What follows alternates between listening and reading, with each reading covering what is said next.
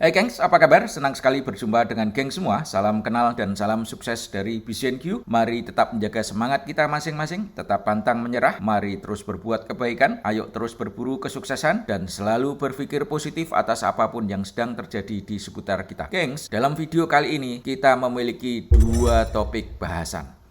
Dua topik bahasan tersebut adalah yang pertama tentang kurva dinamika gagasan ataupun ide ataupun keinginan. Topik bahasan kedua adalah bagaimana mengelola tikungan maut kegagalan. Mari kita mulai dengan topik bahasan yang pertama, gengs, yakni kurva dinamika gagasan ataupun ide ataupun keinginan. Kurva dinamika gagasan, ide, keinginan ini sebetulnya diinspirasi oleh kurva respon perubahan dari si Hobson. Di dalam kurva tersebut ada dua parameter penilaian, yakni waktu, di mana di dalam parameter waktu ini bisa diisi periode waktu mingguan, bulanan, kuartalan, semesteran, bahkan tahunan. Parameter kedua adalah emotional state. Apakah kondisinya di atas normal ataukah di bawah normal? Gengs, sebagaimana geng ketahui bahwa tidak ada satu individu pun yang ingin menjalani kehidupannya secara monoton. Hampir semua individu menginginkan menjalani kehidupannya secara dinamis. Kehidupan yang dinamis itu kehidupan yang seperti apa, gengs? Dalam pandangan BCNQ, individu yang bisa menjalani kehidupan dinamis adalah jika yang bersangkutan dalam perjalanan kehidupannya selalu diwarnai oleh tiga fase, yakni apa yang kami sebut sebagai fase konsepsi, yang diikuti dengan fase realisasi, dan selanjutnya adalah fase kemenangan. Individu yang dinamis dalam kehidupannya selalu berputar tiga fase ini, antara fase konsepsi, realisasi, kemenangan, balik lagi konsepsi, realisasi, kemenangan, dan seterusnya seperti itu. Dan perputaran tiga fase ini itulah yang akan membuat emotional state kita dari mulai normal naik turun, ataupun dari turun normal naik kembali turun naik lagi. Emotional state yang bergerak itulah yang menyebabkan kehidupan menjadi dinamis. Gengs, dinamika seseorang dimulai dengan fase konsepsi. Apa itu yang ada di fase konsepsi? Yang ada di fase konsepsi tentunya adalah munculnya gagasan baru, ide baru, ataupun keinginan-keinginan baru. Gagasan baru bisa dicari dari berbagai metode. Salah satu metode diantaranya adalah sudah dibahas oleh video BCNQ sebelumnya, yakni seseorang kalau ingin mendapatkan ide baru ataupun gagasan baru, yang pertama harus berani menantang asumsi ataupun kebiasaan-kebiasaan yang ada. Once asumsi dan kebiasaan yang ada ditantang, maka muncullah ide-ide baru, gagasan-gagasan baru. Yang kami maksud dengan gagasan baru di sini tidaklah mesti gagasan barunya adalah besar. Gagasan baru walaupun kecil itu sudah cukup bisa memantik peningkatan emotional state seseorang. Bahkan di titik tertentu yang namanya gagasan tersebut tidak sama sekali baru buat semua orang. Baru bagi yang bersangkutan, tapi bagi orang lain bisa jadi bukanlah baru, bahkan sudah dipraktekkan. Apapun kondisi gagasan tersebut, selama itu baru muncul di diri seseorang, maka yang bersangkutan berada di fase konsepsi. Lalu gengs, posisi keinginan ada di mana? Ya, gagasan baru itu bisa jadi adalah merupakan keinginan baru. Saat seseorang memiliki gagasan baru ataupun keinginan baru, maka kurvanya adalah seperti ini. Pada saat seseorang memiliki gagasan baru, keinginan baru, emotional state-nya normal, naik, lalu selanjutnya yang bersangkutan berada dalam kondisi euforia. Kurva kedua, pada saat seseorang memiliki gagasan baru ataupun keinginan baru, justru emotional state-nya itu bukannya dari normal naik, tapi di bawah normal, baru naik. Kenapa bisa demikian? Tergantung dari evaluasi resource yang bersangkutan. Bila yang bersangkutan setelah melakukan proses evaluasi resources yang ada, dan ternyata yang bersangkutan merasa memiliki resources, apapun itu bentuknya, apakah itu berupa kemampuan, apakah itu berupa dana, apakah itu berupa peralatan, dan lain sebagainya, maka posisi emotional state-nya adalah dari normal langsung naik. Namun jika yang bersangkutan pada saat mengevaluasi resources yang ada, kemampuannya ternyata belum ada untuk bisa mewujudkan gagasan baru ataupun keinginan baru yang muncul, dan juga barangkali peralatan yang seharusnya dimiliki untuk mewujudkan gagasan belum ada, maka yang bersangkutan emotional state-nya tentunya turun di bawah bawah normal. Namun seiring dengan berjalannya waktu, emotional state-nya naik dan masuk ke euforia. Kenapa? Karena setelah menyadari bahwa kemampuannya belum ada, peralatannya belum ada, dan lain sebagainya, akhirnya menjadi optimis setelah melakukan proses evaluasi berlanjutan. Oke, kemampuan saya akan cari dari sini. Keterampilan saya akan lengkapi dengan cara belajar ABC. Peralatan, saya bisa komunikasi dengan orang lain yang memiliki peralatan saja untuk kerjasama ABC dan lain sebagainya. Sehingga akhirnya emotional state-nya naik karena yang bersangkutan memiliki asumsi-asumsi positif. Jadi asumsi-asumsi positif di sini itu terjadi di saat kita memiliki resources ataupun tidak memiliki resources hingga mencapai ke kondisi euforia. Nah, euforia di sini apa, geng? Euforia di sini adalah kondisi kegembiraan yang berlebihan. Kita mampu, kita bisa mengupayakan adanya peralatan walaupun saat ini belum ada peralatan. Kita mampu membeli setelah kita menyisihkan uang, bla bla bla dan seterusnya. Nah, akhirnya muncullah euforia. Di saat kita bereuforia, tentunya di dalamnya ada spirit yang tinggi, semangatnya itu tinggi. Dan selanjutnya, di dalam fase konsepsi ini terdapat antusiasme dalam membuat berbagai perencanaan, bagaimana mewujudkan gagasan-gagasan baru. Di dalam fase konsepsi ini juga terdapat proyeksi-proyeksi positif. Kalau perencanaan ini kita jalankan, kita akan mendapatkan hasil bla bla bla. Kita bakalan meraih keuntungan bla bla bla dan lain sebagainya. Bahkan di fase konsepsi ini kita sudah membayangkan banyak kesuksesan yang bakal diraih. Nah, ini adalah fase konsepsi dalam dinamika gagasan ataupun ide ataupun keinginan. Setelah bulan madu fase konsepsi ini berakhir, maka masuklah kita ke fase yang berikutnya, yakni trialisasi. Trialisasi ini BCNQ ambil dari kalimat trial. Gagasan-gagasan yang dalam bentuk wacana hingga sampai ke sebuah perencanaan mulailah harus direalisasikan. Di saat seseorang masuk fase trialisasi ini, disinilah bakal muncul apa yang disebut oleh Hobson kontradiksi internal hingga munculnya krisis. Tahapan-tahapan yang dilalui saat berada di fase trialisasi adalah mulai dari uncertainty, ketidakpastian, kehilangan kepercayaan, kebingungan, depresi, dan krisis. Kenapa bisa demikian, gengs? Karena di saat realisasi, apapun yang dibayangkan serba menyenangkan di fase konsepsi ternyata tidak terjadi. Fase trialisasi inilah yang disebut periode haru biru. Yang membuat situasi haru biru dari fase trialisasi adalah pertama, apa yang tadi dibayangkan ternyata tidak terjadi, dan ditambah lagi tidak ada referensi batasan waktu berapa lama seseorang harus melewati fase trialisasi setelah memiliki gagasan baru ataupun keinginan baru. Ada seseorang yang bisa melewati fase trialisasi ini cuma 2 bulan, ada yang 3 bulan, bahkan ada yang tahunan. Tidak ada batasan waktu yang tepat antara individu satu dengan individu yang lain. Event gagasan barunya itu di antara dua individu sama. Sebagai ilustrasi sederhana, geng, ada seorang penjual. Dia melakukan pendekatan baru untuk target konsumennya. Sebagaimana dikonsepsi pada saat memiliki ide pendekatan baru, semuanya serba positif. Perencanaannya, proyeksinya, dan lain sebagainya. Ternyata pada saat dipraktekkan ke target konsumen antara individu A dengan B, yang individu A pendekatan baru tadi begitu dipraktekkan ke target konsumen, ternyata nggak sampai seminggu langsung menghasilkan. Sementara untuk individu B, pendekatannya sama, dilakukan untuk target konsumen individu B tersebut. Ternyata untuk menghasilkan transaksi membutuhkan waktu 3 bulan ke atas. Nah, jadi tidak ada referensi batasan waktu. Berapa lama seseorang bisa melewati fase trialisasi ini? Nah, ini yang masa haru birunya itu tidak jelas. Dan alasan ketiga kenapa di fase trialisasi ini menimbulkan haru biru yang tidak jelas dan haru birunya juga di titik tertentu adalah luar biasa. Karena di fase trialisasi ini hentakan hempasannya itu tidak ada modelnya. Apa itu yang dimaksud hempasan di sini? Hempasan yang saya maksud di sini adalah bantingan. Bentuk bantingan yang dialami seseorang saat berusaha mewujudkan gagasan baru, keinginan baru di fase trialisasi ini. Bentuk bantingannya bisa berupa berapa banyak materi yang harus dikeluarkan saat berusaha mewujudkan gagasan baru tersebut di fase trialisasi ini. Materi di sini bisa berupa uang, bisa berupa harta benda yang lainnya, termasuk peralatan. Ternyata sudah investasi peralatan, sudah mengeluarkan uang dan lain sebagainya. Ternyata gagasan baru yang diinginkannya tidak bisa langsung menghasilkan. Dan bentuk hempasan yang lainnya adalah berupa tenaga dan pikiran. Berapa banyak tenaga yang pikiran yang dihabiskan untuk mewujudkan gagasan di fase trialisasi ini. Antara individu satu dengan yang lainnya, hentakan hempasannya juga tidak sama. Belum ditambahkan lagi bentuk hentakan yang lainnya adalah aneka penolakan. Dari dari orang-orang yang relevan di fase realisasi ini. Ada yang bentuk penolakannya lembut, ada yang penolakannya sangat vulgar, kasar, dan lain sebagainya. Aneka cemoohan yang keluar, dan bentuk-bentuk hentakan, hempasan, yang lain-lainnya lagi. Jadi atas 3 alasan ini, yang pertama adalah apa yang dibayangkan semuanya positif ini ternyata tidak langsung didapatkan saat di fase realisasi. Itu yang menyebabkan periode ini adalah periode haru biru. Alasan kedua adalah tidak ada referensi batasan waktu yang jelas berapa lama bisa melewati fase realisasi ini. Dan juga hentakan hempasannya yang tidak bermodel. Ilustrasi tambahan, geng. Katakanlah kita punya gagasan baru untuk membuat produk baru. Dan tentunya produk baru ini di titik tertentu harus memiliki prototipe. Pada saat di fase konsepsi, kita sudah membuat rancangan prototipenya seperti ini dengan bahan baku bla bla bla segala macam. Pada saat prototipe tersebut diwujudkan di fase realisasi, ternyata dengan bahan baku yang ada, hasilnya tidak sesuai sebagaimana yang dibayangkan di fase konsepsi. Bentuknya berbeda. Seandainya pun prototipenya sudah jadi dan kita tanyakan ke target konsumen, ternyata ada aneka penolakan yang berasal dari target konsumen. Aneka cemoohan yang berasal dari target konsumen. Kurang beginilah, kurang begitulah, sebaiknya beginilah, begitulah, dan lain sebagainya. Nah, ini adalah contoh periode hari biru di fase realisasi saat ingin mewujudkan gagasan baru, yakni berupa produk baru. Seseorang dikatakan sukses atau tidak, itu tergantung apakah yang bersangkutan akhirnya mampu melewati fase realisasi ini. Seseorang bisa dikatakan tidak sukses karena yang bersangkutan tidak bisa mengelola fase realisasi ini dengan baik. Akhirnya yang bersangkutan tidak bisa melanjutkan ke fase ketiga, yakni fase kemenangan. Kalau seseorang tidak bisa mengelola fase realisasi dengan baik, maka dia akan berhenti di antara dinding fase realisasi dan dinding kemenangan. Dan di saat itulah seseorang dikatakan gagal. Bila seseorang mampu mengelola fase realisasi dengan baik, maka bisa dipastikan yang bersangkutan bakal bisa masuk ke fase kemenangan. Di mana di fase kemenangan ini yang bersangkutan akan mendapatkan sukses yang diinginkannya. Oke, geng, ini adalah topik bahasan yang pertama. Mari kita lanjutkan ke topik bahasan yang kedua, yakni bagaimana mengelola tikungan maut kegagalan. Apa itu yang dimaksud dengan tikungan maut kegagalan? Yang dimaksud tikungan maut kegagalan adalah fase realisasi ini, gengs. Ini adalah tikungan maut kegagalan. Seseorang sukses atau tidaknya sangat tergantung apakah yang bersangkutan bisa mengelola tikungan maut kegagalan ini dengan baik. Kalau bisa melakukan tikungan maut kegagalan dengan baik, maka sekali lagi yang bersangkutan akan bisa mengantar dirinya masuk ke fase yang ketiga, yakni fase kemenangan. Dan tadi sudah disampaikan bahwa fase realisasi ini adalah fase haru biru. Ada 3 alasan yang menyebabkan fase realisasi disebut fase haru biru. Apa yang menyebabkan fase ini menjadi fase haru biru? Selain 3 hal yang sudah disebutkan sebelumnya. Fase realisasi ini disebut periode haru biru karena di fase realisasi ini perencanaan yang sudah dilakukan di fase konsepsi tidak bisa dieksekusi. Apakah orang-orang yang sebelumnya berkomitmen di fase ini akhirnya mengingkari komitmennya yang menyebabkan perencanaan tidak bisa dieksekusi? Ataukah asumsi-asumsi positif yang ada dari aspek yang lainnya? Misalkan kita berpikir alat yang diharapkan bisa membackup untuk bisa mewujudkan gagasan, ternyata alatnya tidak sesuai. Bisa juga. Kenapa ini menjadi fase hari biru? Karena perencanaan bisa dieksekusi, namun hasilnya ternyata tidak sesuai harapan. Bagaimana yang tadi sudah disampaikan. Di awal kita sudah merancang prototipenya seperti ini. Namun saat ternyata dieksekusi, ternyata bentuk prototipe yang dibayangkan di fase konsepsi dengan di saat fase realisasi berbeda. Tidak sesuai harapan. Kita mengharapkan langkah A untuk menghasilkan bla bla bla. Ternyata setelah langkah A dilakukan, hasilnya tidak sesuai dengan bla bla yang sudah dibayangkan di fase konsepsi. Nah, ini kan menjadikan fase ini haru biru. Di sisi yang lainnya, setelah kita tahu tidak sesuai dengan harapan, kita lakukan perbaikan pendekatan. Namun perbaikan pendekatan ternyata tidak merubah keadaan. Misalkan kasus prototipe tadi, sudah kita perbaiki bahan bakunya, kita ganti, kita komposisinya kita rubah. Ternyata tetap aja tidak sesuai dengan prototipe yang kita inginkan. Dirubah mekanisme pembuatannya, tidak sesuai lagi. Jadi berbagai perbaikan pendekatan yang ada ternyata tidak merubah keadaan, bahkan berganti pendekatan pun tidak juga merubah keadaan. Dan di saat bersamaan tidak ada referensi yang akurat bagaimana memperbaiki keadaan. Nah, sehingga dengan demikian kita masuk ke dalam suatu kondisi penuh ketidakpastian, merasa tidak percaya diri, bingung, depresi, dan masuk dalam sebuah krisis. Krisis itu artinya apa?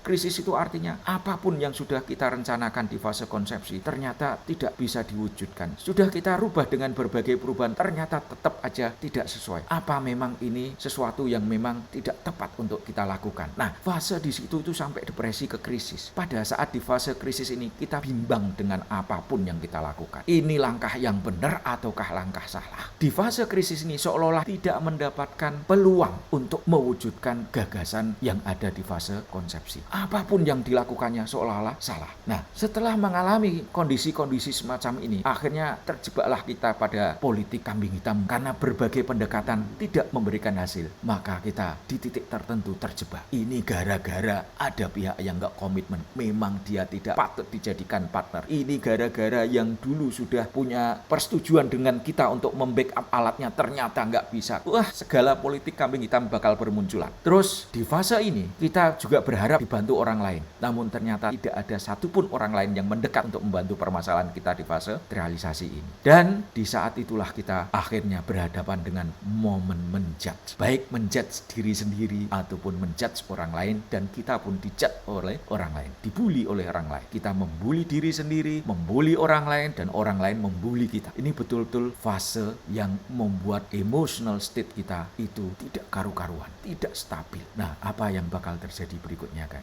Yang bakal terjadi berikutnya adalah pilihannya ada 3. Akhirnya kondisi di fase realisasi ini di titik tertentu menggoda kita untuk merubah fokus, merubah ke sasaran baru. Artinya gagasan baru tersebut titik tertentu sudah nggak usah diwujudkan. Kita cari saja gagasan baru yang berbeda dengan gagasan yang sebelumnya. Merubah arah. Nah, kalau kita melakukan pilihan tindakan yang pertama ini, maka sama aja kita mengulang siklus dari awal. Kalau kita berubah ke sasaran baru yang berbeda dari yang sebelumnya, dari yang sudah dikonsepsikan di awal, maka sama aja kita siklusnya balik ke awal. Dengan sasaran yang baru kita akan masuk ke siklus konsepsi awal. Dan selanjutnya setelah bulan madu konsepsi ini selesai, kita akan masuk fase realisasi lagi dan akan mengalami hal yang sama. Jadi kalau pilihan kita adalah merubah ke sasaran yang betul-betul berbeda, ini kita sama saja dengan mengulang siklus dan tetap aja akan masuk fase realisasi. Yang kedua, pilihan kedua adalah saat kita nggak kuat mengelola fase realisasi ini, tidak kuat mengelola tikungan maut kegagalan ini, maka pilihan kita adalah quit and do nothing,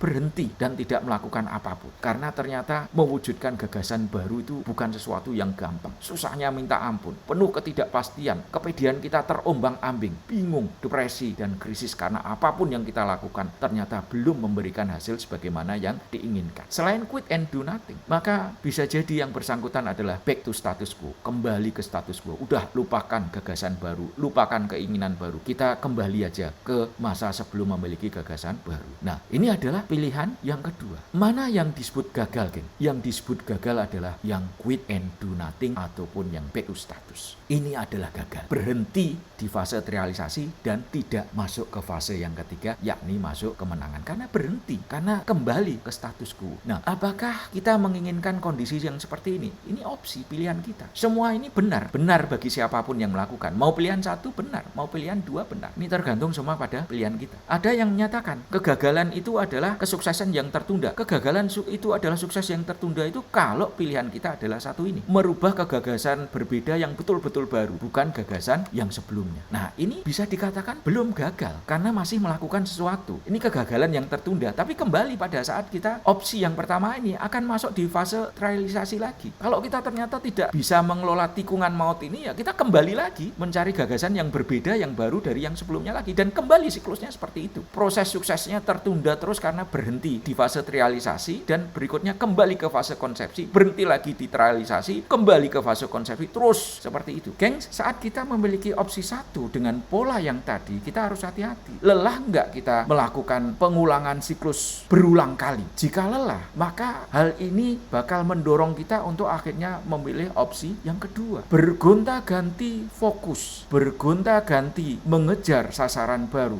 yang berbeda dari sebelumnya, berganti mengejar gagasan baru yang berbeda sebelumnya karena tidak berhasil menembus fase realisasi masuk ke fase yang ketiga. Hal ini di titik tertentu akan menyebabkan kelelahan, dan kelelahan yang ada akan mendorong kita masuk akhirnya ke opsi yang kedua. Nah, saat kita masuk ke opsi yang kedua, disitulah kita gagal. Maka jangan jadikan sebagai pilihan, Jadi gengs, kita harus hati-hati dengan opsi yang pertama. Supaya kita tidak mengulang siklus opsi satu terus menerus. Di titik tertentu kita harus memilih tetap dengan gagasan baru, walaupun gagasan baru tersebut saat masuk di fase realisasi hingga di titik tahapan krisis. Apa yang harus kita lakukan saat kita berada di tahapan krisis? Yang harus kita lakukan adalah jangan terlalu berlama-lama berada di keempat situasi ini. Dan agar kita bisa menembus fase realisasi ke fase kemenangan, maka opsi ketiganya adalah keep moving. Terus bergerak untuk mewujudkan gagasan baru yang dipilih. Walaupun kita berada di kondisi krisis. Kondisi krisis jangan membuat kita berhenti di opsi yang kedua. Teruslah bergerak. Artinya tidak menyerah dengan apapun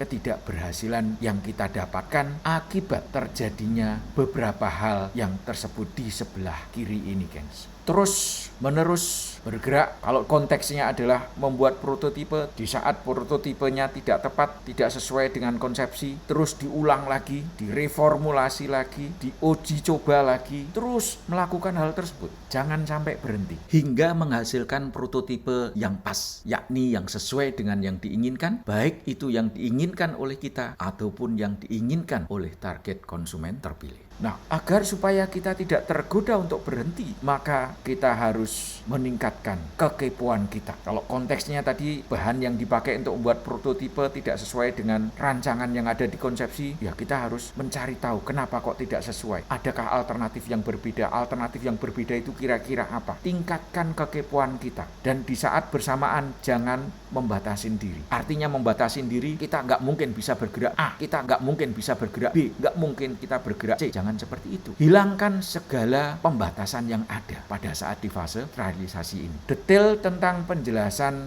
no limitation dan curiosity ini, gengs bisa dapatkan di video BCNQ sebelumnya. Silakan gengs yang baru bergabung untuk mengakses playlist dengan judul curiosity, playlist dengan judul potensi diri vs limitasi. Dan selanjutnya geng, lakukan readjustment, lakukan replanning, serta stay positif saat berada di fase realisasi. Nah, seseorang bisa mengelola tikungan maut kegagalan jika yang bersangkutan melakukan hal ini. Tetap terus bergerak secara bersamaan meningkatkan kekepuan. Kenapa kok ini belum sesuai sebagaimana yang diharapkan? Supaya kekepuan kita itu semakin tinggi, jangan membatasi diri. Segera lakukan readjustment, replanning, dan selalu berpikir positif sebagaimana yang pernah disampaikan oleh Thomas Alva Edison. Saya menemukan 10.000 cara baru untuk menghasilkan lampu pijar. Nah, itu adalah stay positif. Gengs, bila kita betul-betul melakukan kelima hal ini, maka tembok penyekat realisasi ke fase kemenangan bakal bisa ditembus. Nah, dimulai dari saya menyebutnya sparking click. Ada satu tindakan yang menimbulkan percikan harapan. Setelah kita melakukan perbaikan ini yang ke 1000 kali, entah yang ke 900 kali, entah itu yang ke 100 kali. Oh, ternyata udah mulai agak sesuai. Misalkan kalau konteksnya tadi prototipe produk. Oh, dari tindakan kita memperbaiki proses